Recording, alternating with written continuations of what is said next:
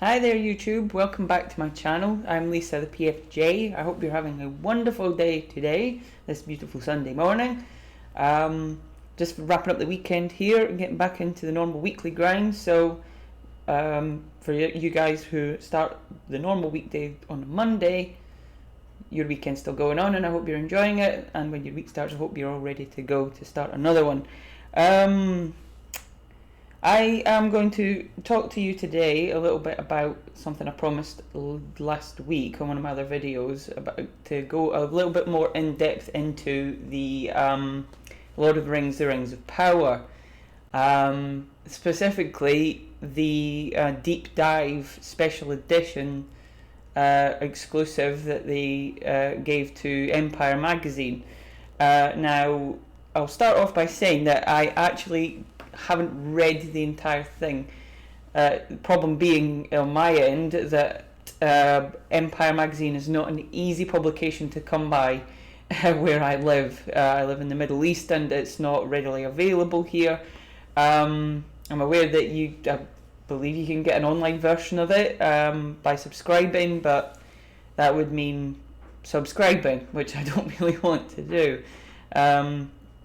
So all I've got to go on at the moment is the shortened versions of what they covered on their website, and I was able to find two articles on the website covering two different characters who are hinted at in the exclusives given to Empire.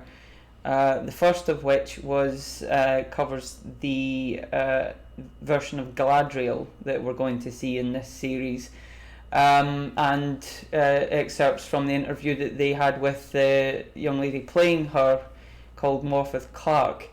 Now, there's an overall feeling of that they do have a level of respect for what it is that they are adapting, whatever that may be, because as you might know, and I'll repeat myself here, but I mean this is for the sake of anyone who's not seen any of my videos yet. They don't have the rights to Lord of the Rings or The Hobbit or The Silmarillion. They have a very limited amount of material to work with, which is basically what they call the Legendarium, which is essays and letters that were written by J.R.R. Tolkien, and the characters held within that.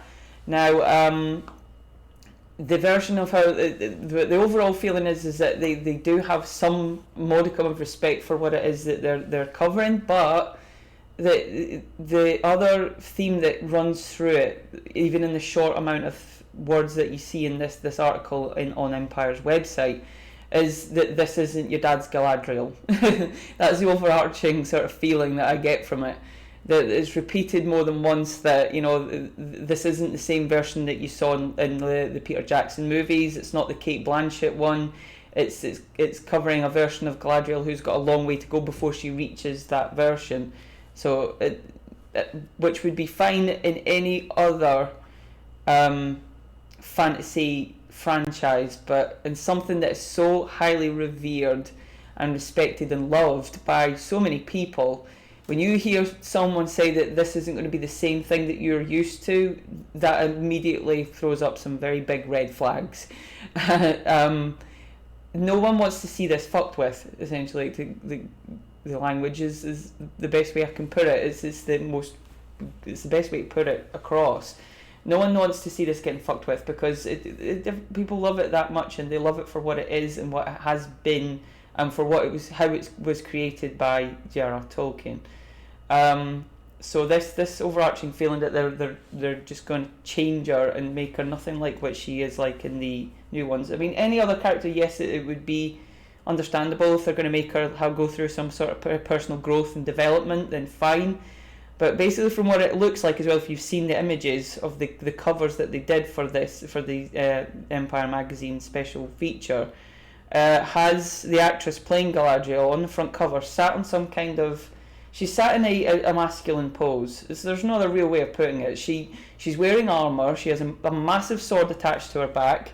She's sitting like man-spreading with her legs far apart and her elbows resting on her knees, and she is just an attempt to make her look very, very masculine. When if you know the Cate Blanchett interpretation and the version of her from The Lord of the Rings, she's a very ethereal and feminine looking character. So again, the red flags are big here. The other one covers it's mostly the creators of the show, or the showrunners, J.D. Payne and I believe it's Patrick McKay's name is. They're acolytes of J.J. Abrams and Bad Robot, so make of that what you will. I know a lot of people aren't happy with that particular side of it because of all the decisions that they made when they interpreted things like Star Trek and Star Wars. You know, they basically took those franchises and took a great big shit on them. So no other way of really putting it. But yeah, that aside, that's the stock that you're dealing with who are creating this show. So not feeling good about that. But they handle the majority, or it's their side of the interview that's covered in this shorter article, talking about Celebrimbor, who is one of the ancient elven characters. He was one of the he's a smith. He's an elven smith who is somewhat manipulated by Sauron to create the Rings of Power. Not to give too much away, but they cover the fact that we're still going to see some dark stuff in this.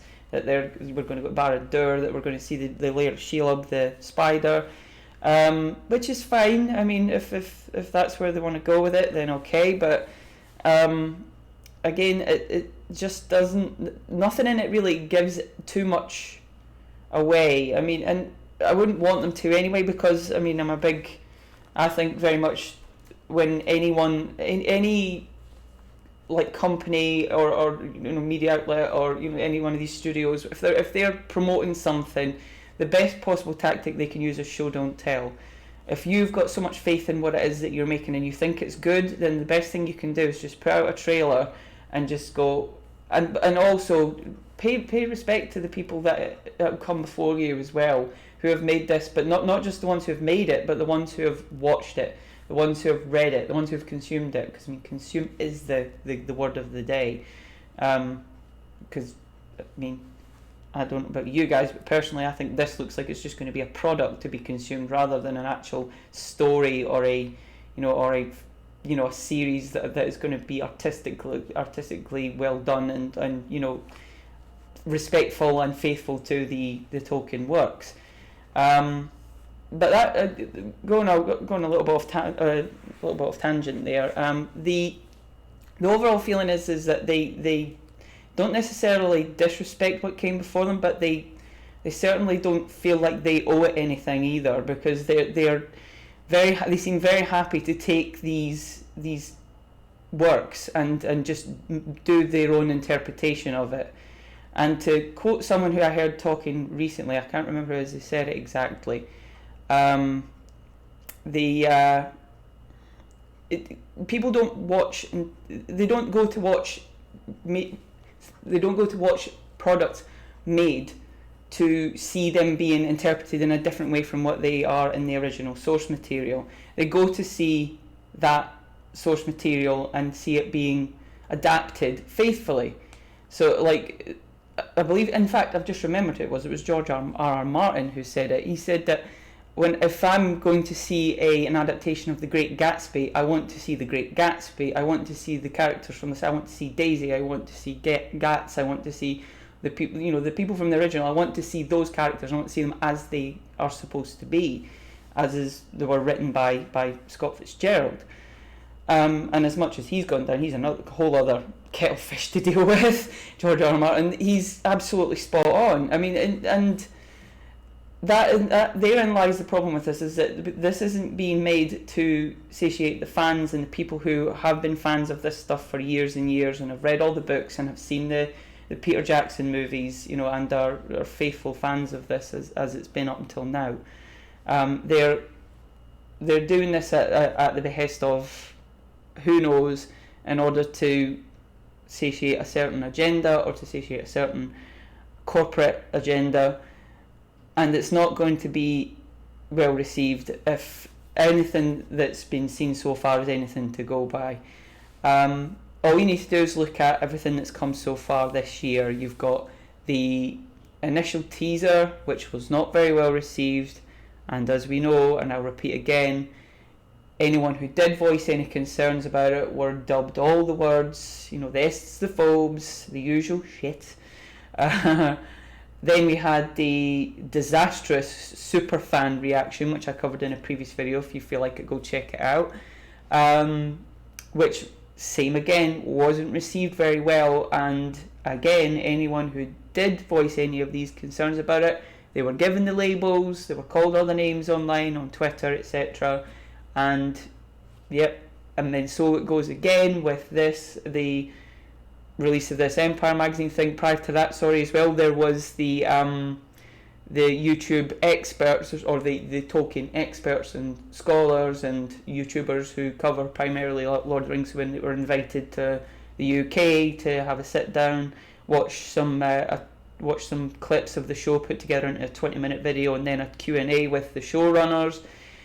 All you got from that was, trust us guys, this looks like it's going to be amazing, but didn't actually say why it was going to be amazing, and used it all with the excuse of saying that they weren't allowed to say anything because they were sworn to secrecy.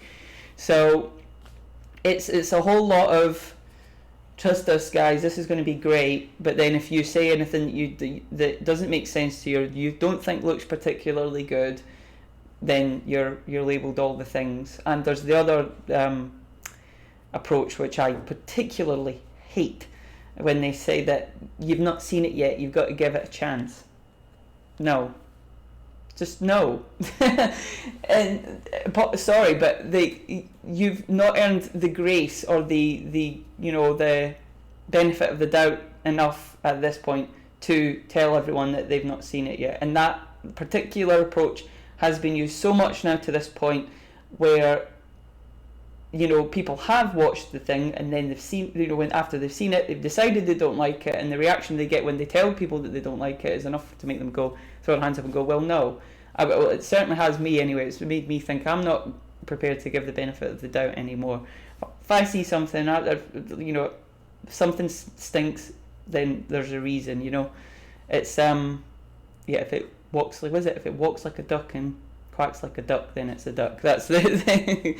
But they're saying if it looks like shit and smells like shit, it's probably shit. It's probably a better little analogy to describe what's going on here. So no, I mean, I for the sake of making a video, if I'm still doing YouTube at this point, if I'm still even allowed on YouTube by a certain point, because Lord knows that's a problem at the moment. If you don't toe the line, then you run the risk of having your channel demonetized or completely just deleted off the face of the internet. So yeah, it's what I've just got at there is no. If you're not bringing anything forward to make people think that your show's good, then you've got no right to tell people that that they're wrong, or that they're being cynical, or that you're not giving it a chance. It says we're giving it plenty of chances. We've seen all this stuff that you've put forward that's supposed to be marketing this stuff, and it just reeks to high heaven of something that just looks like it's going to be really, really bad. So yeah, if you're not inspiring faith in people with what you're putting forward, then maybe you need to rethink your marketing strategy, Amazon and showrunners, and have a think about why it is people are reacting badly to this way. But I mean, that's a pipe dream at the end of the day. When has it ever been a thing that's been done by the big guys? It's never. So not to be too pessimistic, but we all know, if you guys have consumed the same stuff I have, you watch the same YouTubers, or you've listened to the same same guys that I do, then you'll know that this isn't a new thing, and that it's not probably something that isn't going to change anytime soon. So don't get your hopes up. But there's scope for it to change, as long as people like us keep watching the other guys and keep doing our own thing and saying what it is that we think about this and being honest about it. Then maybe over time, with a bit of pushback, things might start to pick up. So there's that. we'll end that on a nice positive note, shall we? Okay, I'm going to end it there, guys. I'll keep it kind of short because I've made quite a lot of longer videos recently. So yeah, I'm going on and on a bit. I don't know how that goes over with you guys, but I hope it doesn't bore you too much. But yeah, we'll keep this one a little bit shorter to the 15-minute mark. I think that's pretty nice spot to end on. So thanks for watching. I hope you enjoyed the video. If you did, please think about giving it a like.